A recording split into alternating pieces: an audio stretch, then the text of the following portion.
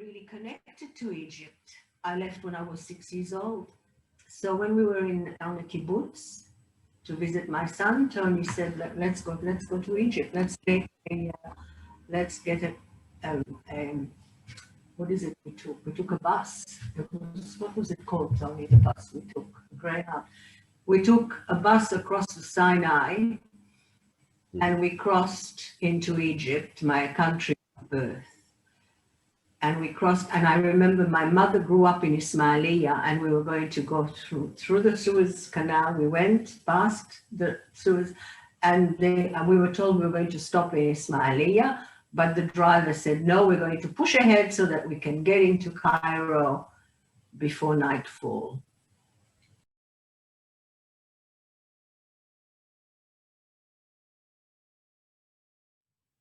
So we drove on past Ismailia. I didn't see anything, but I believe it was just an amazing city with villas and palm trees and jasmine and boulevards. So we arrived, we got through the back of Cairo by bus and through the slum area. And I think I couldn't believe, when we reached the hotel, I was devastated. I was in shock because of the population and when we went through the slums, and it was just something that I wasn't used to. And I said to Tony, but you don't understand, this is the country where I was born. And so it took a few days, and I realized how wonderful the people were, so hospitable.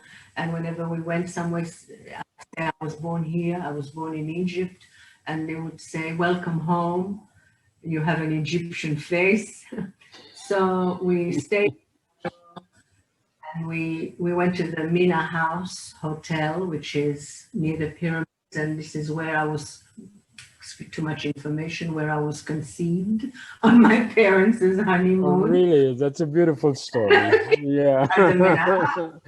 And overlooking the pyramids.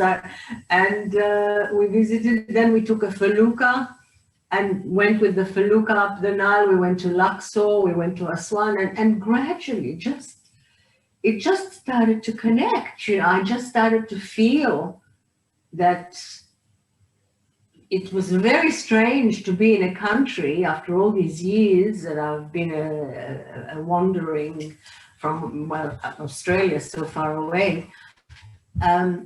We went by bus, we went to Alexandria where I was born, and my mother had given me addresses. She gave me all the addresses of the places to go. And of course, I couldn't remember anything. We stayed in a hotel downtown, Ramleh.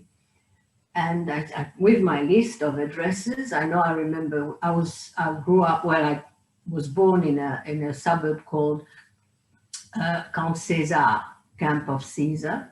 And I had the name Rue Bolbitin. So we got into a taxi. I said, Rue Bolbitin. He said, no, Madame Rue Bolbitin, it's now Sharia. I don't know what name it was changed to, but all the French names were changed.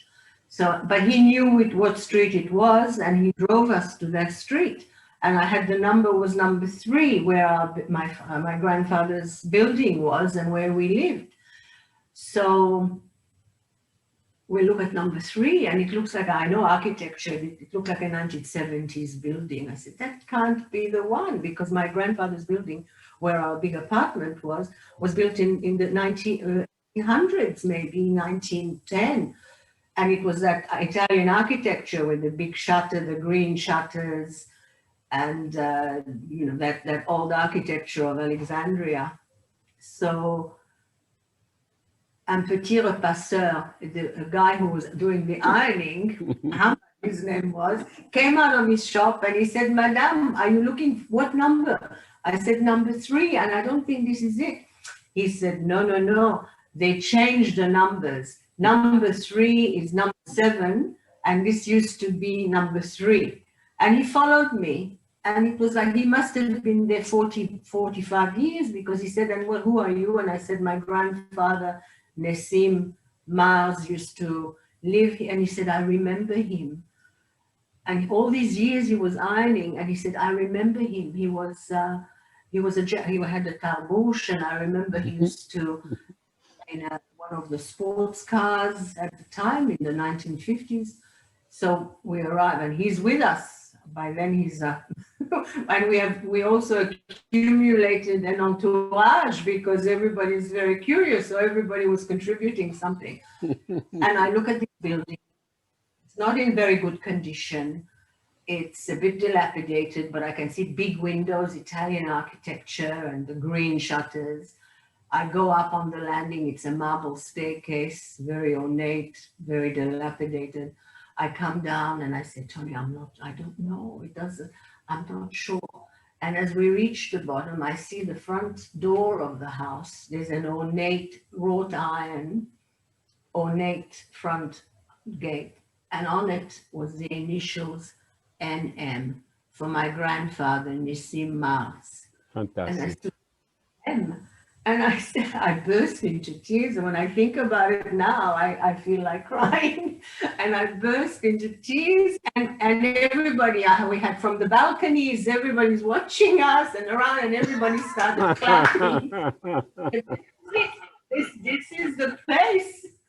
So it was a very moving moment. And straight away I said, there was Muhammad. I didn't even know his surname, but he'd worked for my grandfather for years. He was the Bawab who took me to school. And let me show you the...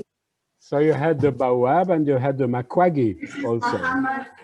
This is Muhammad. Who took me to school. Fabulous. Muhammad, who took me to school, lycée français, and it was kindergarten.